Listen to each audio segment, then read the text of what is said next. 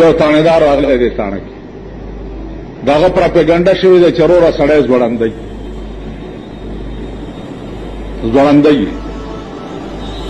هر سړی یا الله زه خو به ورته چا ښودلی نه دي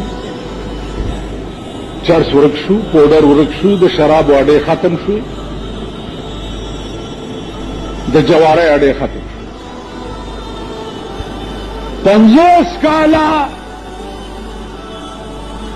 علماء تبلیغ والا ورته چغې ووالې د سړي زامن شي د سړي زامن شي نه کېده خو چې یو دا کوتک راغلی دی دې ته وایي ګورې دې ته دم په خود بابا وایي دې ته وګورئ دې ته دم په خود وایي خو چې دا کوتک یې کتلی دی هر سړي صاحب د 11 ځوان نظر منلی دی چې یا الله ما ته خیر ښځې ما ته را خلاص وایي مېړه مې دغه کړه وایي ته د دې مېړه کپره وچیږي د دې مېړه سر ته تکېنې ښځو به په بډه د چرسو پوړی ګرځولې ښځو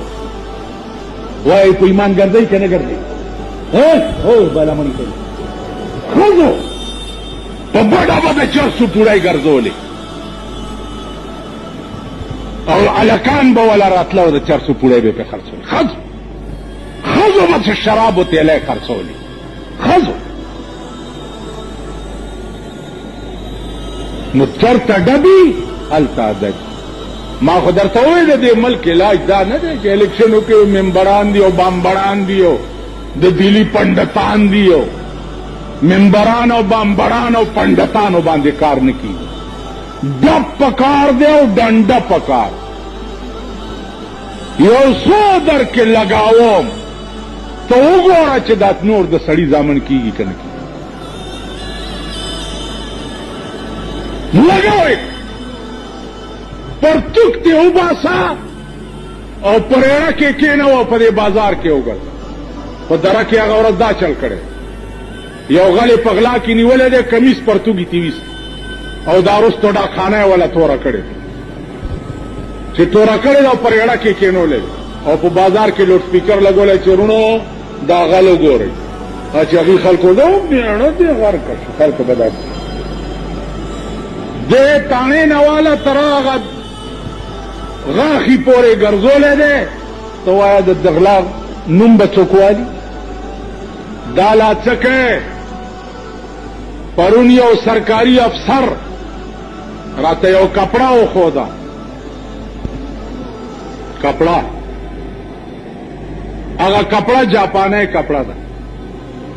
په هغې کپړه لیکلي د زنانهو کپړه ده ښځې اچوي یعنی 2 انچۍ کې دا آیاتونه لیکلي بسم الله الرحمن الرحیم الف لام میم ذالک الکتاب لا ریب فیه بسم الله الرحمن الرحیم الف لام میم ذالک الکتاب لا ریب فیه د دې کپړې نه زرګونو ښځو جامې جوړې کړي دي او دا آیاتونه پې لیکلي دي دې کپړه کې به د ښځې بچی هم کېږي ماواري به هم کېږي خاوند هم بستري به هم کېږي پلیته مرداری بم کیږي او بسم الله او الف لام میم ذالک الکتاب لا ریب فیه دا کپړه راته وښوده ویل دا وګوره دا په باړه کې په یو لوی سیلمین دی هغه دا کپړه خرڅوي اندازه وکړه دا مسلمان د کافر بچی دا کپړه خرڅوي نو وایه دا د وجلو دي که نه دي وجلو دا د کیمکونو دي که نه دي ځکه نو د باړې کمیټۍ والا بیا پې چاپه اچولې ده او کپړه مپړه یې ترې نیولې ده څه خو بیا ورسره کړي هر څه چې کړي دا زمونږ ملک دی دا زمونږ وطن دی دلته یې ویڼۍ جوړې کړې وې ویڼو د پاسه بورډ لګولو بسم الله الرحمن الرحیم یہ نالی پیپل ورکس پروگرام کے ماتحت بنایا گیا بسم اللہ پی لکھا کم ملک چې بسم الله داسې شرمېدلی وي لکه په پاکستان غوندې کې دا ملک به ښه ورځ ګوري زلزلې نه اور قدر باندې راو نه ورېدو او مړم نو راشي په قبر مې متیازې وکړي د بسم الله وقت درته معلوم دی؟ یو بسم الله. یو بزرگ په لاره روان دی، پړکې ورته القا وشوه چې ورشه د شرابخانه کې یو شرابي پروت دی، بشر نامه یې او هغه ته ووایه چې ته ما معاف کړې. او بزرگ حیران شو. بیا چې څه ساعت تېر شو بیا ورته په زړه کې القا وشوه چې ورشه بشر ته ووایه چې الله وایي چې هر څه مې درته معاف کړه. بشر بزرگ شرابخانې ته لاړو. چې لاړو پوښتنه وکړه چې بشر څوک دی دلته؟ خلکو ویل هغه دی پروت دی په شرابو په نشه کې راپایسو. بار یې راوویستو چې ظالمه څه دې کړي دي؟ ویل څه مې کړي دا مې ګورې لګیا غرق پروت دی. ویل ما تړه کې القا وشوه چې ما ده ته ټول ګناهونه معاف کړه. ورته ویل مولانا نور څه نه خبر نه یم، په لاره روان یم، کلمه په کاغذ لیکلې په خاورو کې ککړه پرته وه، مې راوچته کړه او په کپړه مې لمن مې پاکه کړه او په مالوچو کې مې په پاک ځای کې کېښوه چې زما د خدای نامه په کاغذ لیکلې په خاورو کې ککړه پرته وه. دا مې کړي. دا بزرگ وای ما ته په دغه وخت کې بیا القا وشوه په زړه کې چې ده ته ووایه چې زما نوم د خاورو نه پاک کړی ما ته د ټول عمر د ګناه نه پاک. یو کلمه. د دکاندارانو اوس د اخبارونو نه لفافې جوړوي، لفافې په هغه لفافې هغه ورځ زما ملګري راته وښوده د قرآن آیاتونه په لفافه لیکلي، آیاتونه. ویل دا وګوره په دغه لفافو کې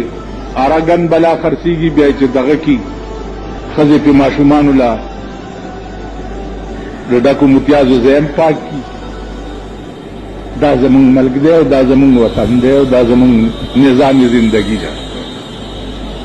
نو عزیزانو دین ته سپک ګورئ، دین ته سپک او ورک شوئ، په عالم کې رسوا شوئ او نور به سپکېږئ، نور به کېږئ. علما ما سړی کې خیال وکړو چې ده ته وایم چې څه درته څه چې درته وایم بدبخت کار. که د فردوس نامه تې لرې په غلو چې د الوا نامه کېږي نو الوا غل کېږي. هسې زه غلو په پلیټ کې اچوم او پې نامه الوا ږدم نو لږ به وخورئ چې نامه پې الوا کېده. بدبخت قومه فردوس نامه بدلول ضروري نه دي. ورپسې دې پسې شه چې د سینماو ضرورت په دې ملک کې نشته. دا سینماګانې دې ټولې تباه کړې. زما په دې خبرو پوهېږئ؟ دا سینماګانې دې ختم کړې شي. دا د قوم د بچو د تباہی مرکزونه دي. وی سی آر دې په ملک کې غیر قانونی قرار کړی شي، غیر قانونی. دا د قوم د تباہی څیزونه دي. ټلویزیون سوا د خبرونو یا د ضروري اعلان نه نور پروګرامونه دې په ټي وي بند کړی شي. زمونږ ښځې ټولې کنجرې کړې، ښځې. اوس خو تاسو کې داسې غریب نشته چې ټلویزیون در کره نشته. که شته در کې ټولې کره شته. تاسو خدای ځواني مرګان کا یو داسې نه د اولیاو کرم شته، د لوی لوی جوماتونو خطیبانو کرم شته، د بزرگانو کرم شته چې بار خلق لاسونه سپی داغه کور کې داغه خزم ټلویزیون ته ناست.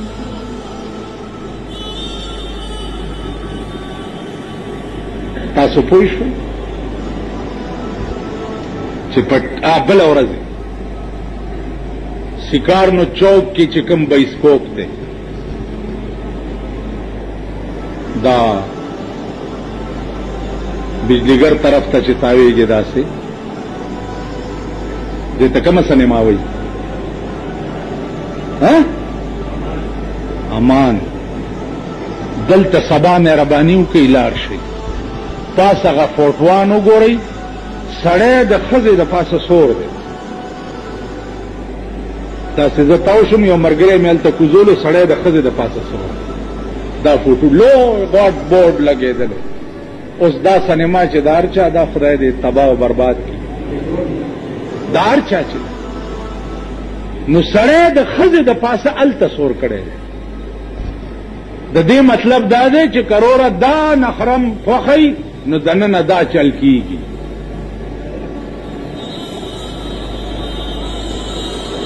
دا اوس زه به کله ټیک کولی شم دا به زه هله ټیک کولی شم چې د بل قوت او پاور او طاقت زما لاس کې راشي چې زما په لاس کې یو مردار سپي له څپېړه ورکول طاقت نه وي زه به پاسې خوله خو زما 50 کاله وشو بیړه غرقه شوه لسته بیماری راته ولګېدې زړه مې ستړی کېږي کمزوری شو پاسې خوله خو نه کېږي دې له 2 څیزونه پکار یا طاقت چې اعلان وکړي چې سینماګانې ټولې مسمار او بلډوزر یې پې ورولېږمه او ډاګي شو ٹھیک شو سینماګانې مسمار میوزک سنټر مسمار او بلډوزر ولېږم ډچ چې کوم سړي پکې ناستي چې هغې د هلته سر وغورځي ٹھیک شو ویډیو ګیمونه مسمار او غړچ تاسو دا ماشومان پکې ټول کېما کړه بلیت به پرېږدمه لختې نه دي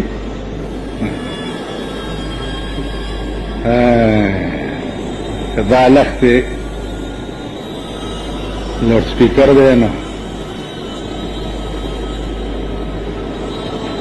دا مقام او دا ملک دا به داسې کي هله به ټیک کي او یا پې آسماني آفت راشي آسماني آفت پې راشي یو ګلچ والا ورکي او بس خو چې ګنټه تېرېږي ټول پاکستان میداني نور پکې څه نه ښکاري علاج یې دا دی بل څه علاج نورو علاجونو نه خبره ووته نه دا بیړه به چې دي دا ملک راټینګولی شي دغه اسملی دې ورشه وګوره په دې کې چې ناست دي هغه ګوګوان وګوره دوی نه په خبره پوهېږي نه د ملک تقدیر جوړولی شي نه د ملک نظام جوړولی شي دوی نواګې خطا یا آسماني آفت پکار دی او یا د یو لاس جابر او ظالم په لاس کې طاقت پکار دی چې 2 کروڑه د تیغه وباسي نو 10 کروڑه به ایله د سړي زامن کی